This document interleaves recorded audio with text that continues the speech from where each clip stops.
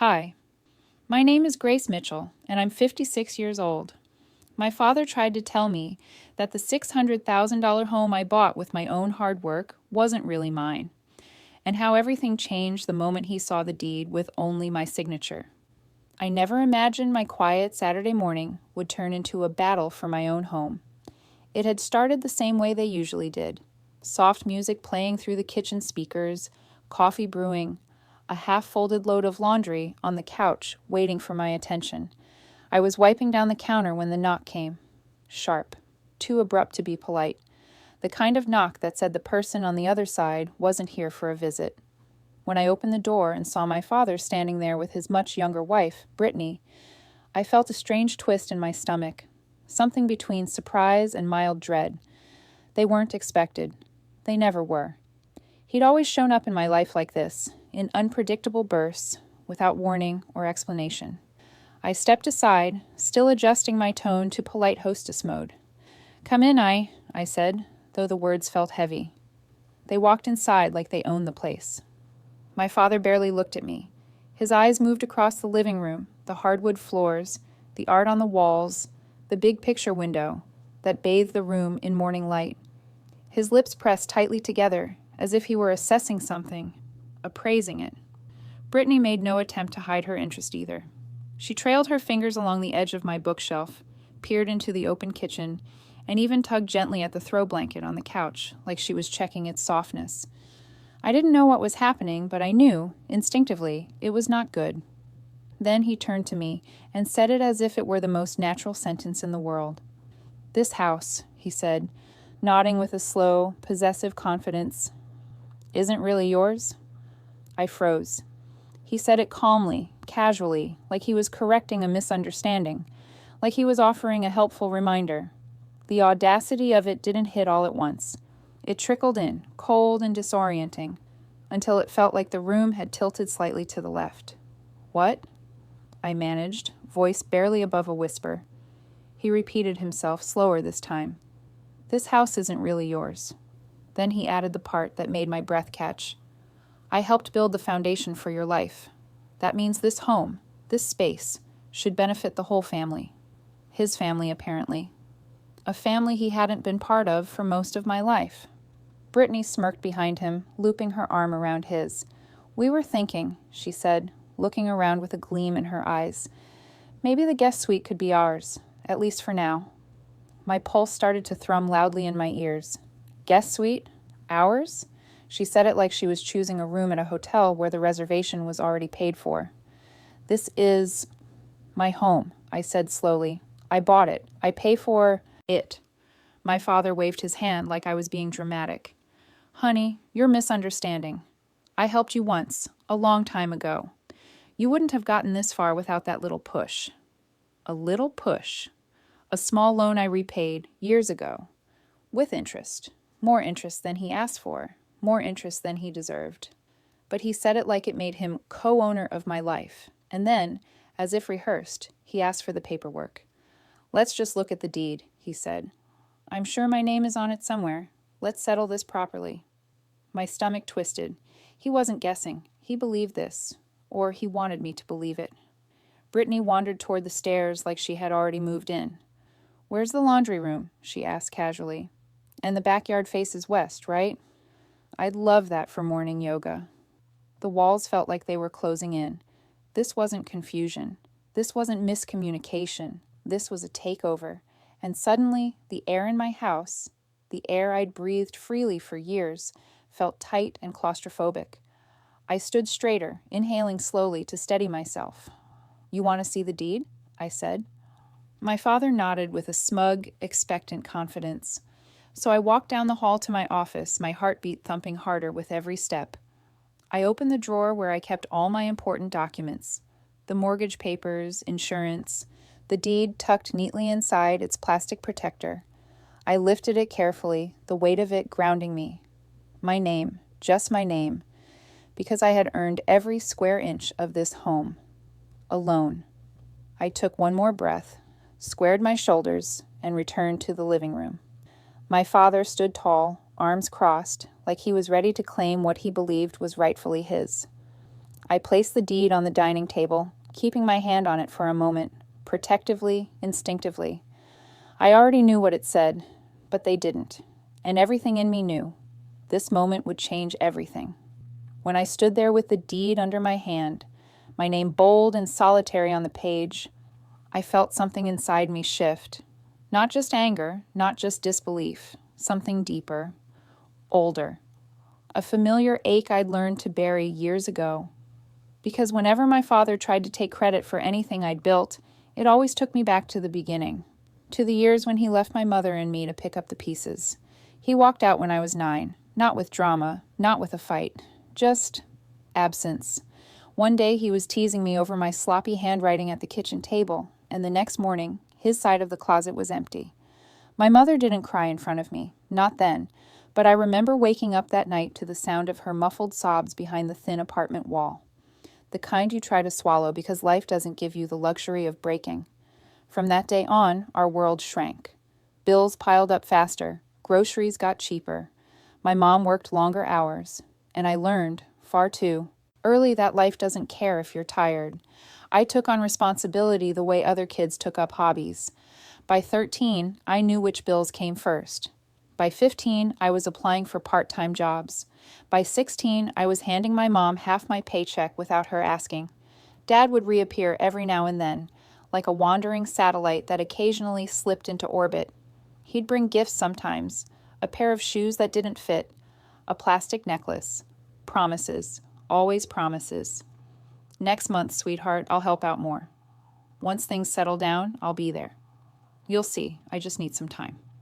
But time was something I stopped giving him long before I understood that forgiveness and permission were two different things.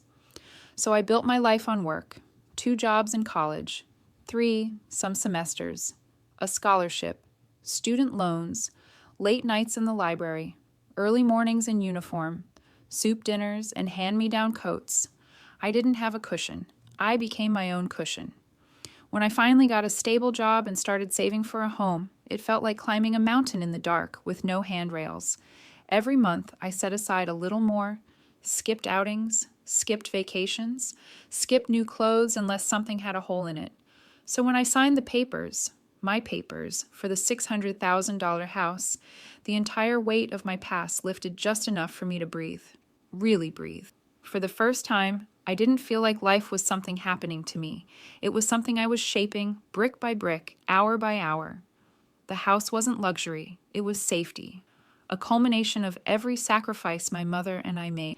A place where I could finally exhale without fear someone might take something away.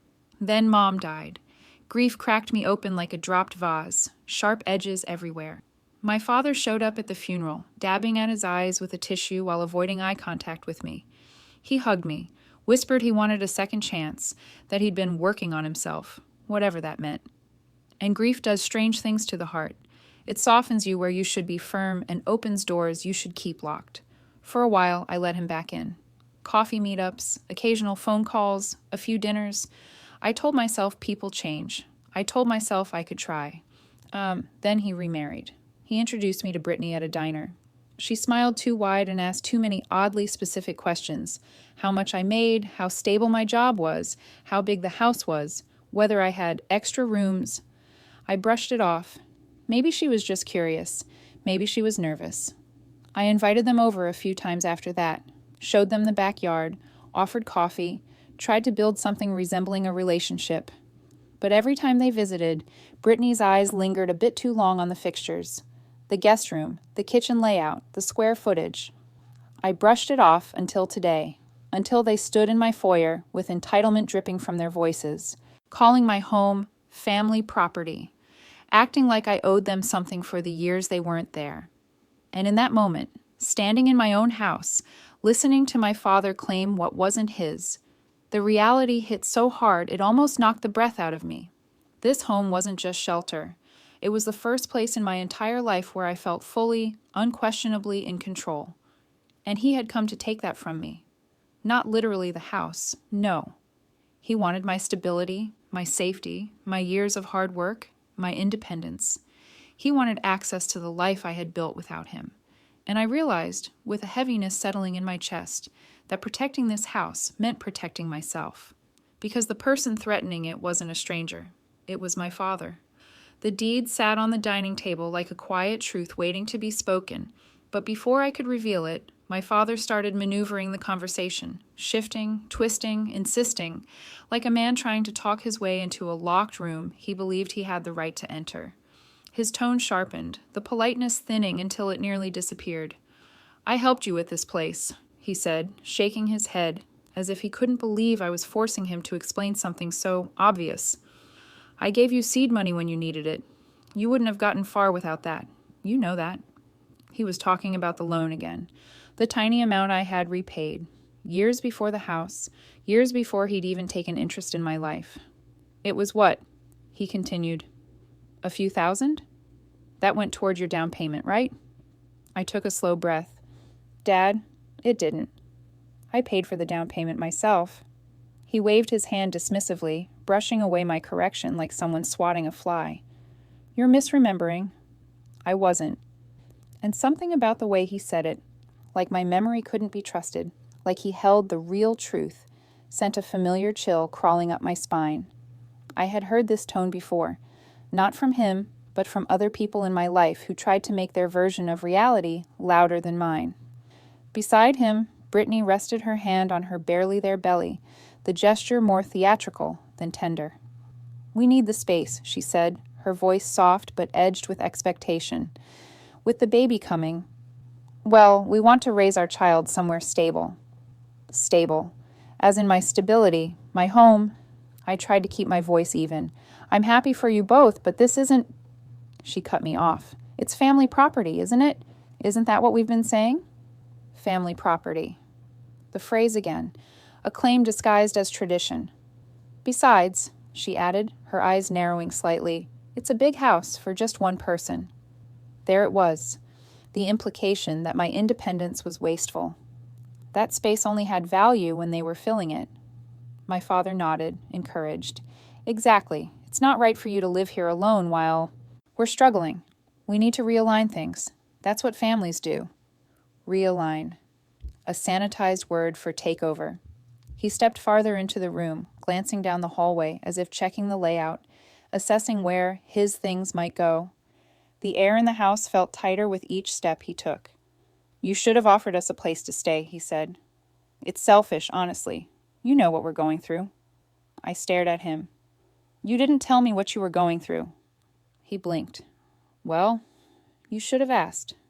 That knocked the breath out of me. I didn't know how to respond to someone rewriting blame in real time. Trying to ground myself, I said, "I live alone because I worked for this house myself. I paid for it, Dad, every cent." His expression hardened into something colder. "No.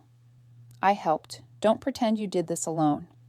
That was when Brittany leaned in slightly, lowering her voice, as if she didn't want me to catch the threat behind the sweetness. "Even if the paperwork isn't perfect, legal ownership can be corrected." Corrected.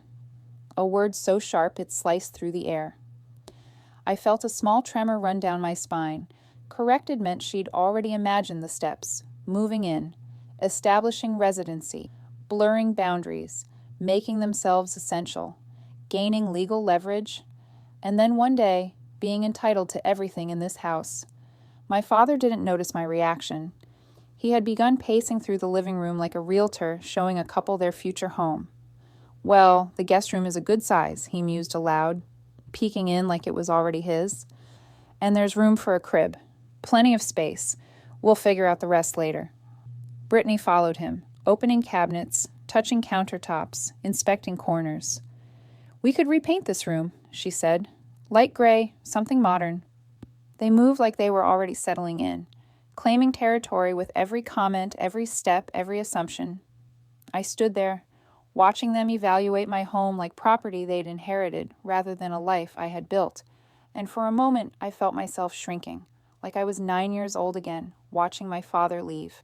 That same powerlessness, that same ache.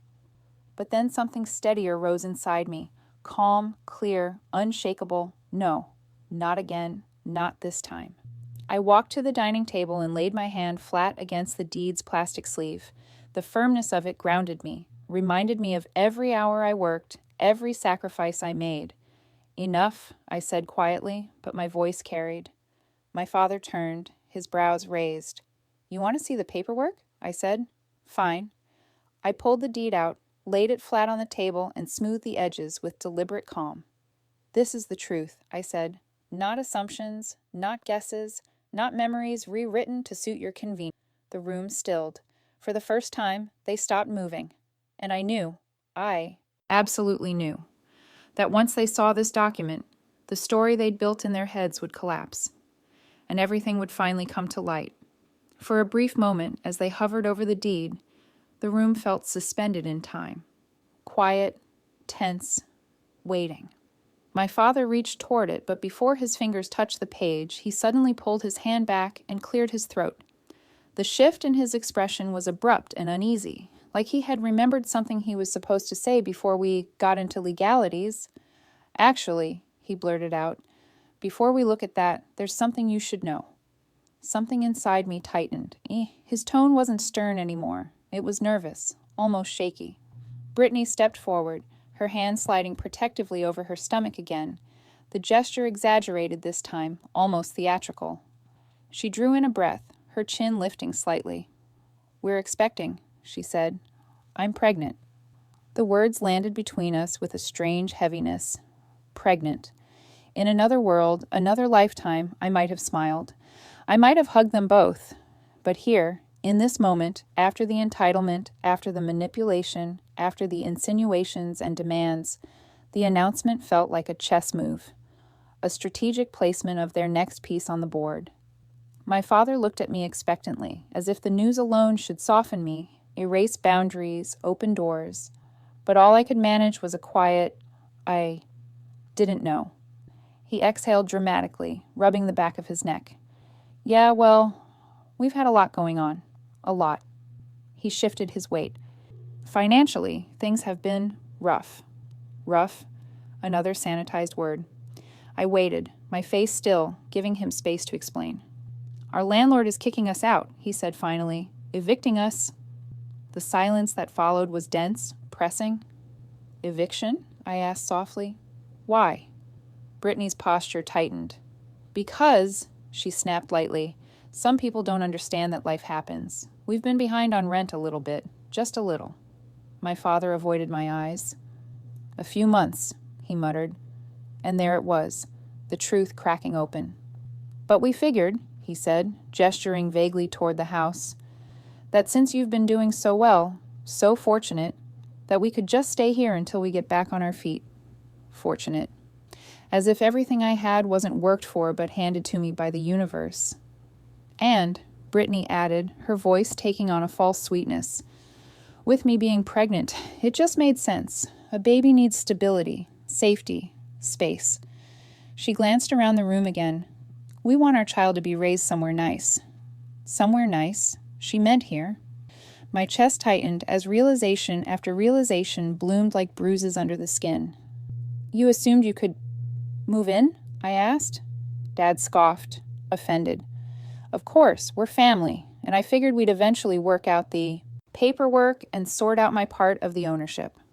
My blood ran cold. Your part?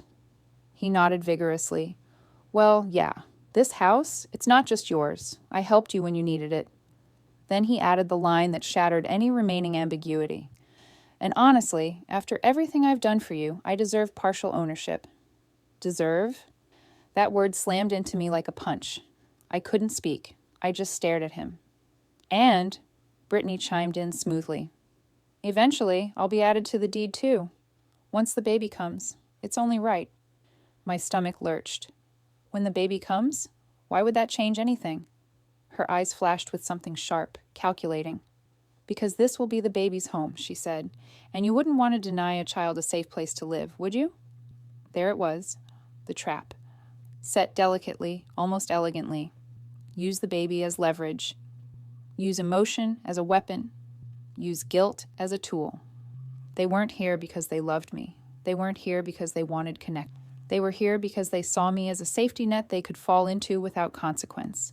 Because their lives were unraveling and mine looked stable. Because their financial ship was sinking and mine was afloat. Because desperation mixed with entitlement makes people bold, brazen, unrecognizable. I asked, my voice lower now, "How long have you been planning this?" Brittany didn't hesitate. Months. Months. They had thought this through, discussed it, imagined it, counted on my compliance, maybe even laughed about how easy it would be. "We've already told my family," she added casually, "that we'll be moving into our place soon." Our place. The air in my chest turned heavy, thick, not from shock, but from clarity.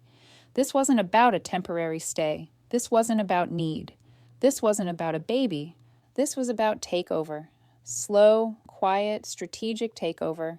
They wanted residency, then rights, then leverage, then co-ownership.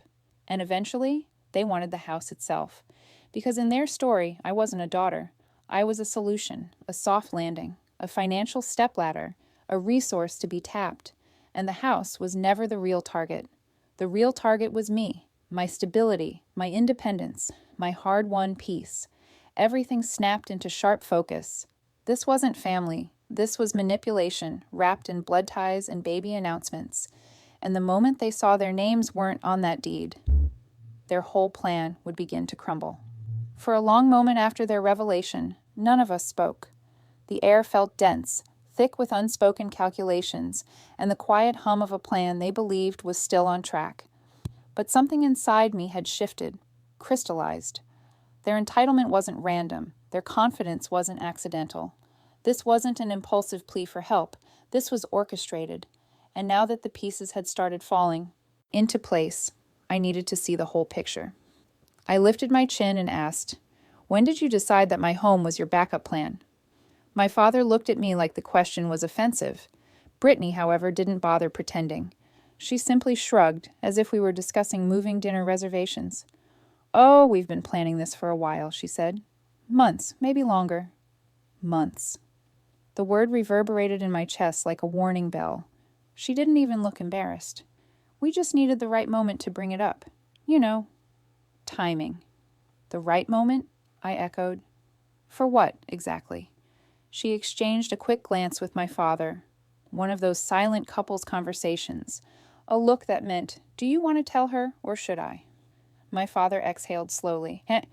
I mean, with your financial situation being what it is, and us expecting, it just made sense. You've been very fortunate. Fortunate again. That's the second time you've used that word, I said. "Why do you think you know anything about my finances?" He hesitated, too long. And in that pause, I knew. Someone had been talking, feeding him information, or worse, assumptions he allowed to solidify into certainty. Finally, he admitted, "I talked to your aunt." My heartbeat spiked. "Which one?" "Linda," he said quickly. "She mentioned you've been doing well. Good job, good savings. She guessed you must have bought this house all on your own."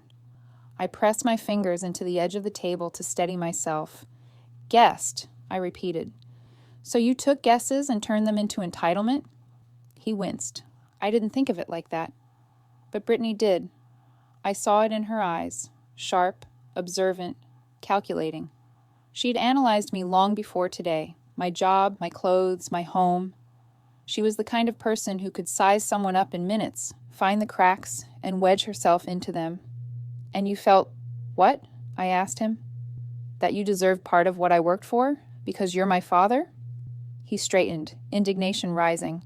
"Not part, just recognition, some gratitude, after everything I've done." The words stung, even if I didn't let them show. After everything he'd done.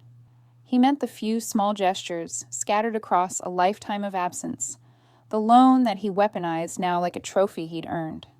"You believed I owed you something," I said quietly. He didn't answer.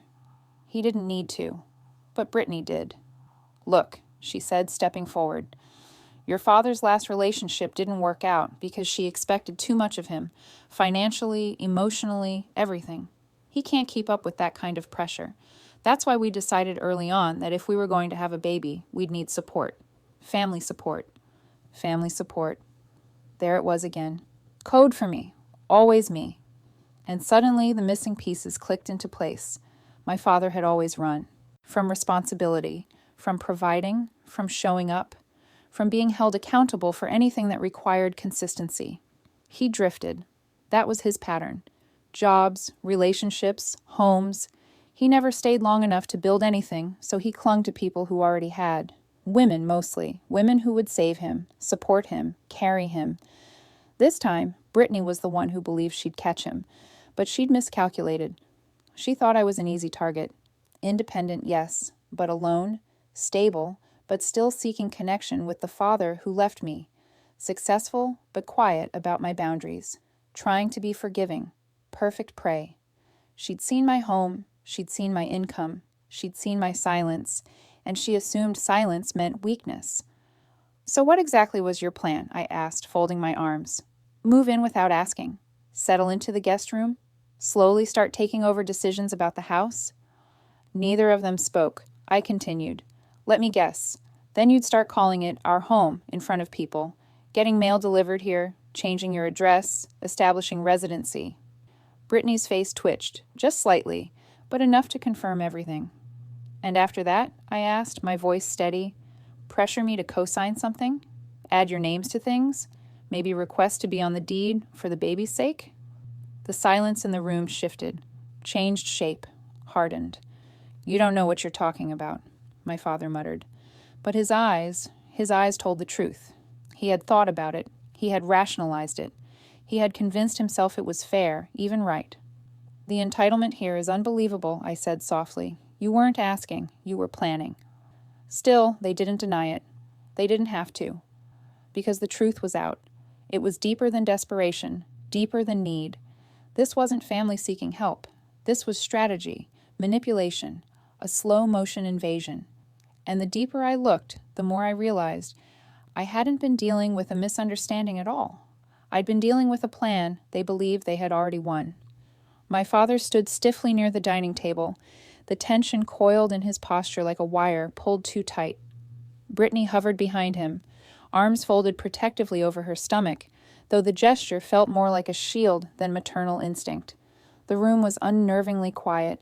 No footsteps, no shifting, no cluttered noise. Just three people and a truth waiting to be exposed. Dad tapped his fingers impatiently against the table. "All right," he said, voice sharp. "Let's not drag this out. Show us the paperwork. Let's settle this right now."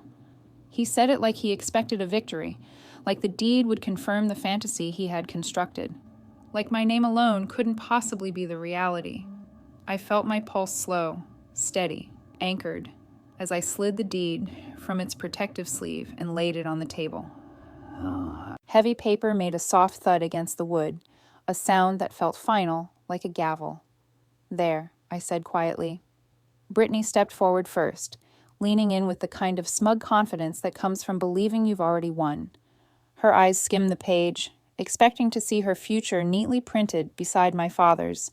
Instead, she saw one name, one owner, one signature. Mine. Her expression shifted so fast it was almost jarring. The smugness dissolved. Her lips parted. Her brows pulled together in disbelief. A tiny sound, somewhere between shock and outrage, escaped her throat. I don't understand," she whispered.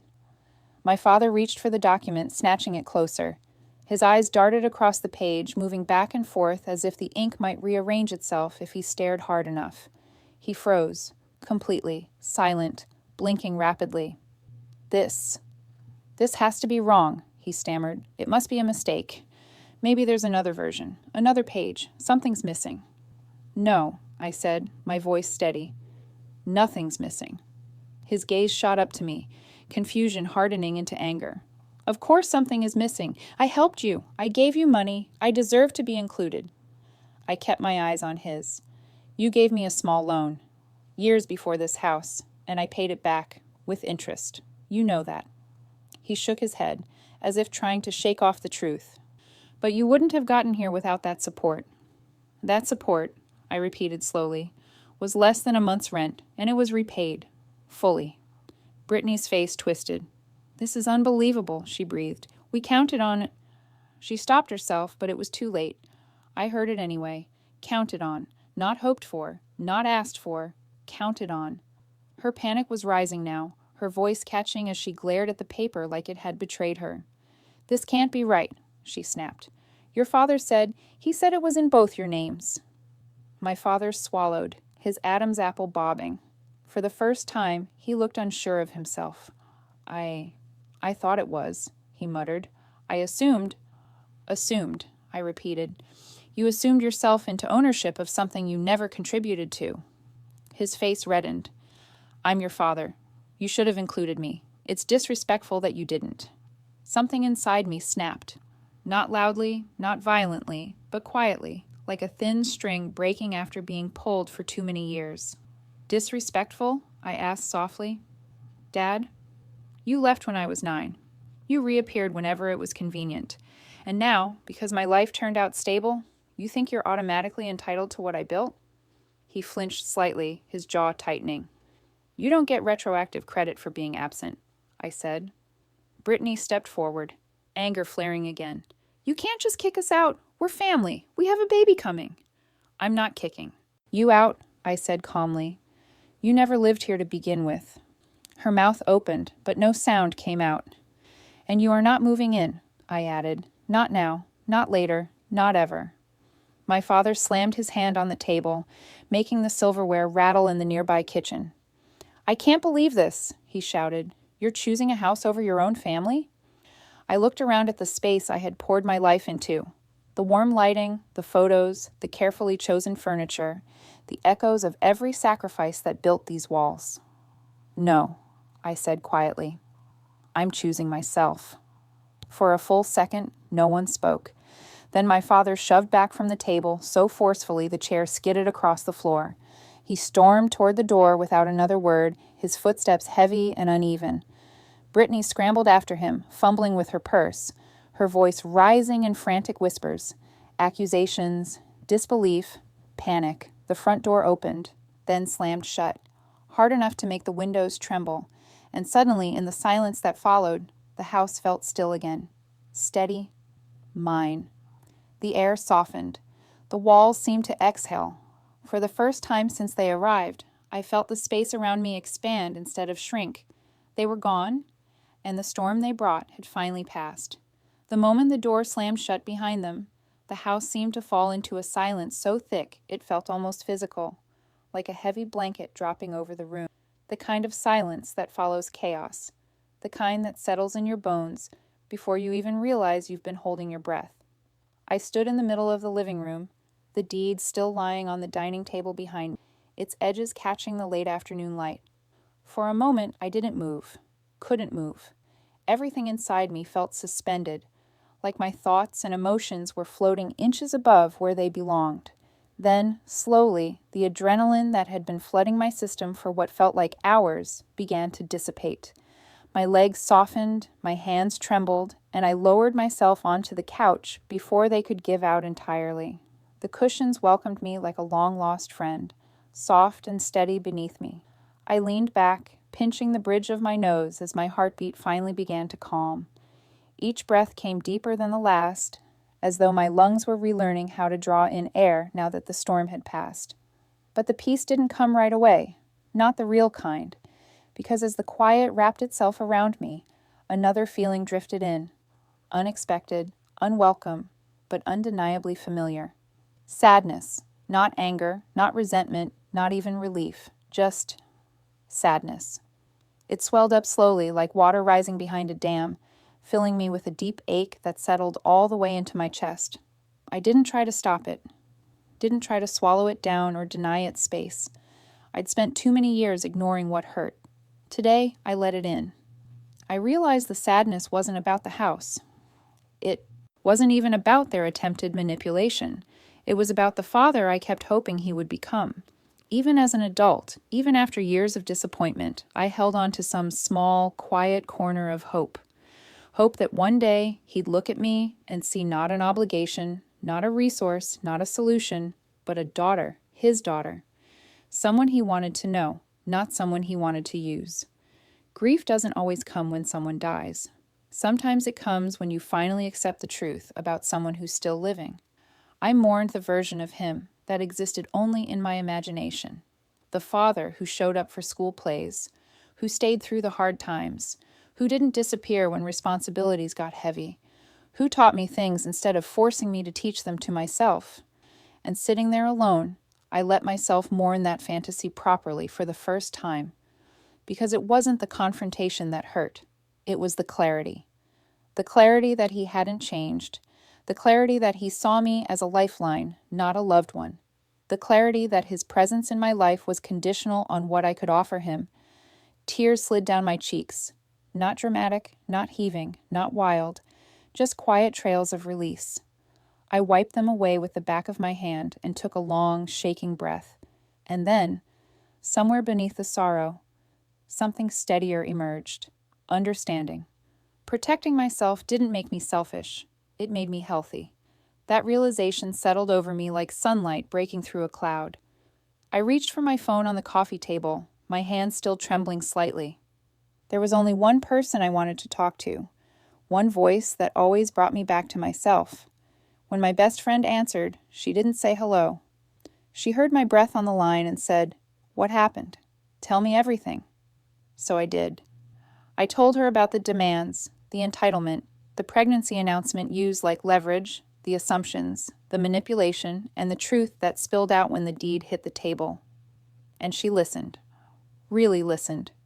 With that rare, warm silence that holds space instead of filling it. When I finally reached the end, she exhaled softly and said, "You didn't do anything wrong.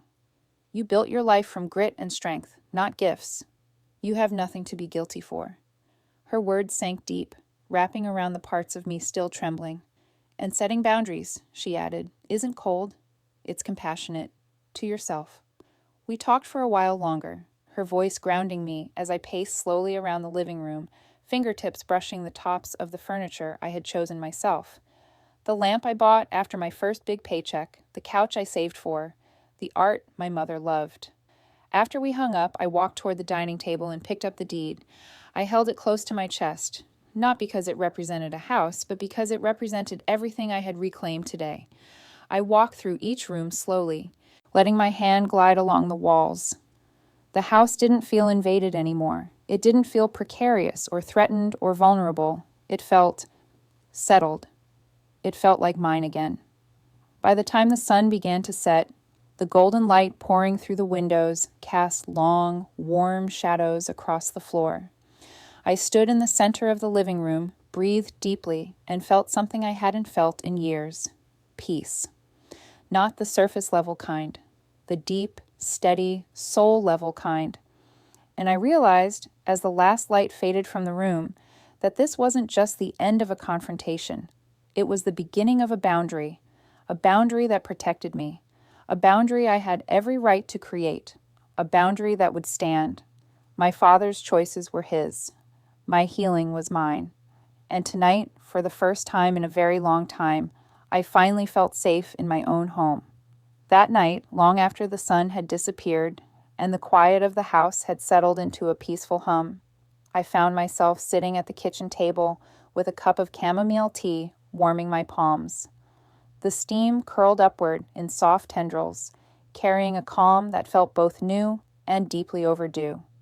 I stared at the faint ripples on the tea's surface, letting my mind drift over the day, not to relive it, but to understand it. Because after everything that happened, after the confrontation and the storm of emotions, there was one truth I couldn't ignore.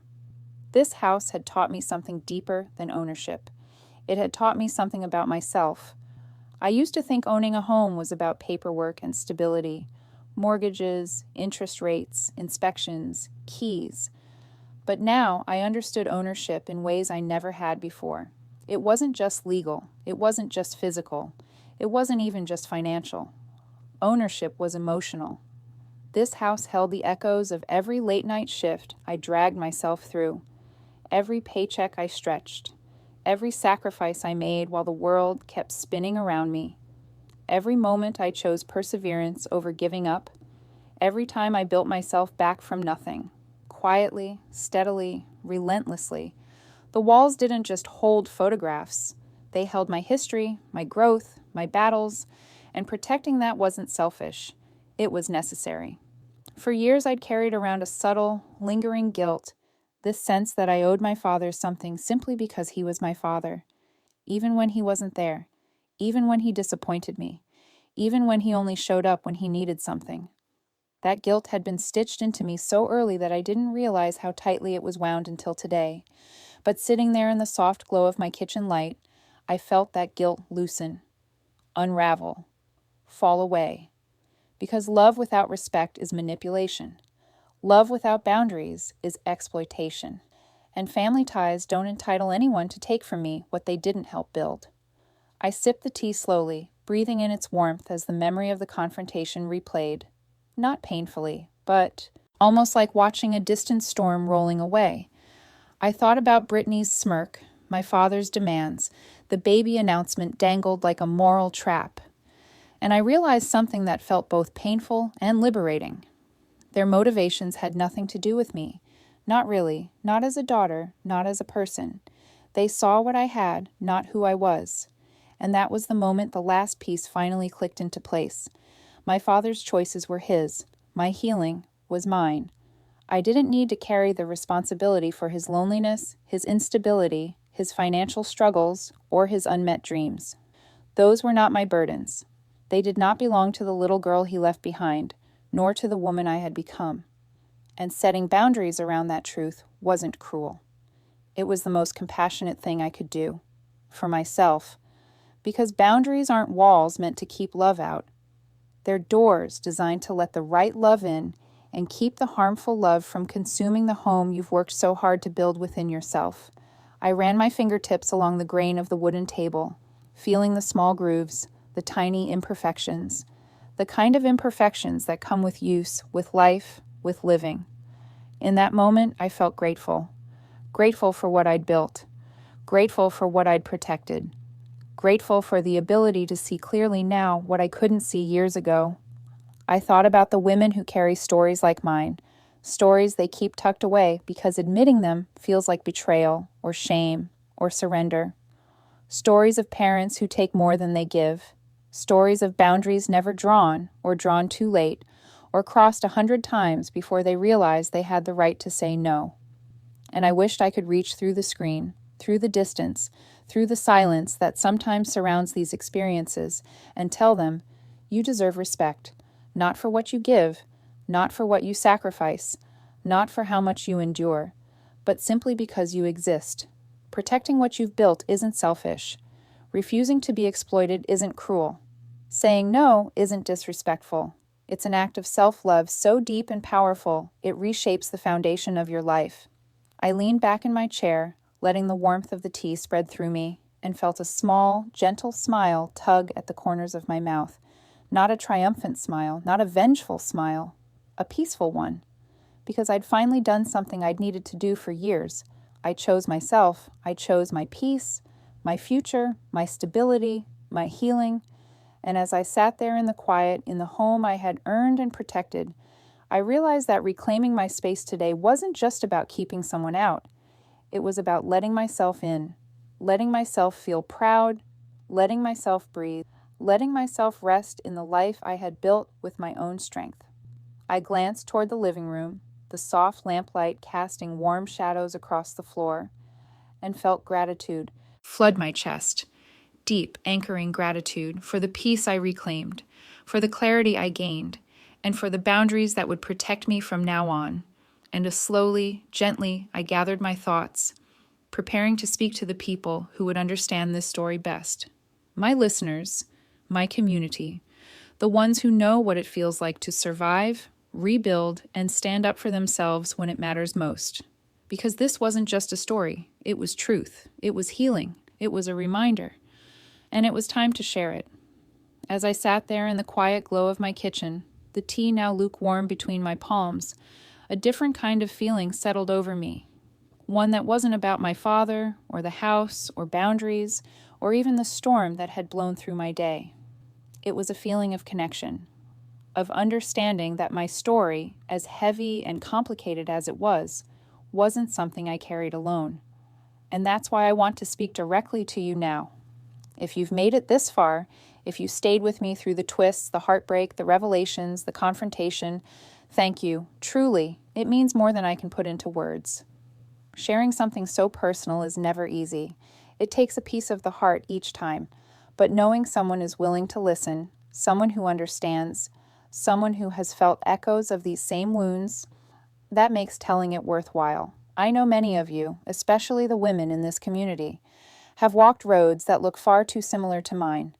Maybe not with a house, maybe not with a new wife, maybe not with a deed laid on a table, but with something deeper: parental entitlement, emotional manipulation, boundary crossing, the heavy pressure to sacrifice yourself for the comfort of someone who hasn't earned that place in your life.